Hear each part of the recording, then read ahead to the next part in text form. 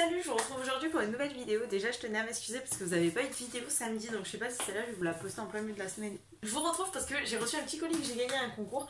La box Exploratologie, donc elle est assez petite, comme vous voyez quand je vois les autres avec... donc c'est une box littéraire hein, normalement. Donc je vais l'ouvrir, j'ai pas voulu me spoiler et savoir à peu près ce qu'il y avait dedans. Je voulais vraiment que ça soit la surprise parce que c'est ma première box littéraire du coup, et du coup je suis grave contente. Et souvent, si vous me suivez ou si vous suivez des personnes peut-être qui ouvrent souvent des box comme Lise, qui ouvrent souvent la pub, à chaque fois dans le commentaire je lui dis ouais et tout, j'hésite trop à me prendre une box, j'ai trop peur d'être déçue. En fait il faudrait vraiment que j'en teste une un jour, mais j'ai trop peur d'être déçue. Et du coup ben là c'est parfait parce que ben, je l'ai eu gratuitement du coup grâce à un concours. Alors déjà ça se présente comme ça, donc avec, c'est une toute petite boîte du coup avec une petite carte. Donc dessus il y a écrit bonjour Brenda, bravo pour... Bonjour, non pas bonjour Brenda, putain, bonjour, bravo pour le concours livresque organisé par Mila. Nous vous souhaitons de belles découvertes avec la box Exploratologie. Voilà. Avec une petite carte postale qui est très jolie, voyons. J'aime beaucoup, ça fait un petit peu village des Vosges. Je sais pas comment vous voyez ça, mais moi oui. Alors après on a le contenu de la box. Et le... Voilà, quand on ouvre le papier, donc ça fait comme ça. Donc je vais y aller en piochant. Voilà, donc on va prendre ça. C'est un petit papier, ça m'est venu de suite. Qu'est-ce que c'est? Je trouve ça super mignon en tout cas comme box. Ah, c'est des petits chocolats si je dis pas de bêtises. Pas du tout en fait, j'ai raconte que des conneries. Je sais pas ce que c'est. C'est des amaretti. Vous savez quoi, mon copain il m'en a parlé il y a 5 minutes, non, il y a une journée, en me disant que ouais, c'est des gâteaux italiens, que c'est trop bon, patati patata. Et voilà, mais il y en a plein. Donc je sais pas trop ce que c'est. Parce que c'est écrit en italien dessus.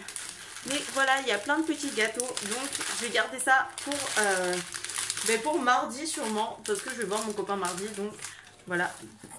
Après donc on a un thé vert ananas coco, donc c'est le thé Auguste, donc de l'Emiliflore, je connais pas du tout, 18e siècle, le Taste of History, mais c'est trop bien, goûtez l'histoire, découvrez le thé Auguste, mélange exotique d'ananas, réputé comme le roi des fruits au 18e siècle, et de noix de coco. Ces saveurs tropicales et rafraîchissantes vous offriront un voyage savoureux à travers les siècles. Un livre et débordant d'anecdotes historiques vous attend dans la boîte. Il faut savoir que je n'aime pas du tout la coco ni l'ananas. Donc bon, voilà. Donc ça fait partie des trucs dont j'ai peur d'être assez déçue. Et après, qu'est-ce qu'on a là-dedans? On a une petite carte avec des petites fleurs, ce qui est super mignon vu comme on est actuellement à la Saint-Valentin.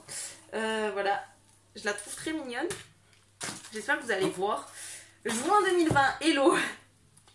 Ok, c'est la box de juin que j'ai reçue. Attendez, je veux pas le lire. Je suis con. Je vais me spoiler comme une... bête, tout simplement.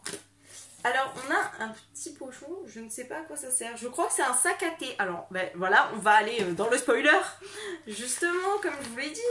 Des sachets de thé réutilisables pour accompagner votre dégustation de thé. Effectivement, c'est un sachet de thé réutilisable. Alors il y en a, oui il y en a un. J'ai pas du tout testé les sachets de thé réutilisables, mais c'est vrai que on m'a plusieurs fois dit que ce serait peut-être mieux que les boules à thé. Donc voilà, à tester parce que je n'utilise plus de thé en sachet tout simplement. C'est très rare que j'en boive. Déjà parce que je trouve que ça a beaucoup moins de goût. Ensuite je trouve que ça revient beaucoup plus cher en fait parce que j'ai tendance à boire énormément des thés en sachet quand j'en ai, alors que en fait je vais en boire aussi du thé en vrac, mais j'ai l'impression que ça part beaucoup moins vite. Voilà, ben, je trouve que en fait c'est pas très éco-friendly et t'as une boîte souvent t'as souvent une boîte dans un film plastique, donc le film plastique t'es obligé de le jeter à la poubelle. La boîte, allez tu peux la remettre à recycler, puis t'as un sachet de thé qui est lui-même dans un film plastique que t'es obligé de jeter à la poubelle, et le sachet de thé, enfin nous on n'a pas de compost, donc je suis obligée de le jeter à la poubelle aussi. Donc l'inutilité de la chose, beaucoup trop de choses qui sont jetées à la poubelle pour rien, alors que là en plus la plupart du temps les boîtes, je sais pas vous, mais les boîtes moi que j'ai, la plupart ce sont ou des petits papiers en carton, voilà, ou ce sont des boîtes en fer, donc que je peux réutiliser, donc c'est parfait. Donc le livre c'est Washington Black de Ezzy Edgren, donc publié chez Folio. Le résumé c'est: la Barbade, 1830, Washington Black, 11 ans, et esclave dans une plantation détenue par un homme cruel. Très vite, sa vivacité et ses talents de dessinateur impressionnent le frère de son maître, l'excentrique Christopher Wilde. Cet explorateur abolitionniste le prend sous son aile pour l'assister dans un projet fou, construire un ballon dirigeable. Quand un jour, Wash est accusé à tort d'un crime, les deux hommes sont contraints de fuir, s'envolant des Antilles au pôle Nord, de Londres au Maroc. C'est un voyage extraordinaire qui attend le jeune Wash, en ce siècle de découverte. Mais le chemin le plus dur à parcourir sera celui qui le mènera vers la liberté. Ben, ça a l'air plutôt pas mal. Franchement, le sujet il m'intéresse pas mal. J'aime beaucoup tout ce qui est. En fait, j'aime beaucoup tout ce qui est historique. Donc, il faut avoir que. Va falloir vraiment que je lise. Si Exploratologie, vu déjà le thé qu'ils ont mis, si c'est juste là une thème un peu historique 19e siècle, à peu près 18e, 19e siècle, ou si c'est vraiment. Moi, je l'avais vu plus comme un truc un peu géographique. Si c'est vraiment un truc historique, et alors pourquoi pas en reprendre une un jour. Et à l'intérieur, le dernier truc qu'il y a, c'est un livre encore, c'est L'Enfant du fleuve de Luis dos Santos, publié chez Édition Yorana, que je ne connaissais pas du tout. Et regardez, la mise en page est assez bizarre, genre le résumé il est là comme ça.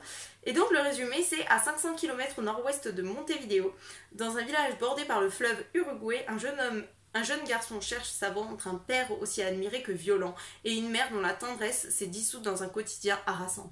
Les liens qu'il tisse autour de lui, que ce soit avec l'intrépide camarade Emilio, le chien Titan, le légendaire ermite Martinidad ou le spectre de son grand-père, sont tantôt salutaires, tantôt ravageurs. Un jour où trop de sang et de larmes ont coulé, l'enfant terrible est exilé au Brésil. C'est fou. Bon, j'arrête, j'arrive pas à lire, donc voilà, j'arrive pas à parler. Bref, il est exilé au Brésil en gros. Donc voilà, c'est un livre très court celui-là par contre, qui fait même pas 100 pages. Si, j'ai menti, il fait 107 pages. Voilà, et je trouve la couverture est... Je sais pas comment vous expliquer le toucher de cette couverture. Mais elle est assez je sais pas étrange, mais spéciale, ouais. Bref, en tout cas, genre, je me languis de lire ça, de découvrir tout ça. Et là, c'est vraiment du coup un truc un peu plus géographique, alors que l'autre, c'est en même temps géographique et historique. Bref, donc je vais voir tout ça. Donc, c'était tout ce qu'il y avait dans cette petite box. Donc, pour vous récapituler ce qu'il y avait dans cette petite box, il y avait donc 2 livres, 2 petites cartes, que je viens de faire tomber, bien sûr. Tout ça, c'est Brenda et ses talents. Du thé en vrac. Un petit sachet de thé réutilisable et des petits amaretti. Ainsi que, il faut pas oublier, le petit dépliant qui est vachement très joli. Moi j'aime bien joint, j'aime bien les fleurs. Donc il y a soit l'abonnement plaisir de lecture, soit l'abonnement bonheur de lecture. Donc l'abonnement bonheur de lecture c'est ce que j'ai eu. L'abonnement plaisir de lecture c'est ce que j'ai eu, moins le livre L'Enfant du fleuve. Ensuite il y a l'abonnement Galopin lettré avec le livre Les Petits Orages, donc c'est pour les enfants, enfin pour les enfants à partir de 4 ans, je crois que même il y a des CD, thé, infusion, chocolat chaud, amaretti, sachet de thé et la carte. Et par contre dans le abonnement Lapinou lettré, j'espère que vous avez eu tous les menus, bref je trouve ça juste génial l'idée de box pour enfants. J'ai beaucoup aimé cette box, je vous la recommande pas mal. Je pense que le petit souci qui peut embêter certains c'est qu'on peut pas choisir le livre. Alors je sais que par exemple dans la Kobo tu peux dire un peu ce que tu veux etc pour choisir le livre. Bref, mais sinon moi je trouve que c'est super cool ce qu'on a eu à côté. Et voilà, je suis très contente, je vais essayer de chercher les prix pour vous les mettre là maintenant.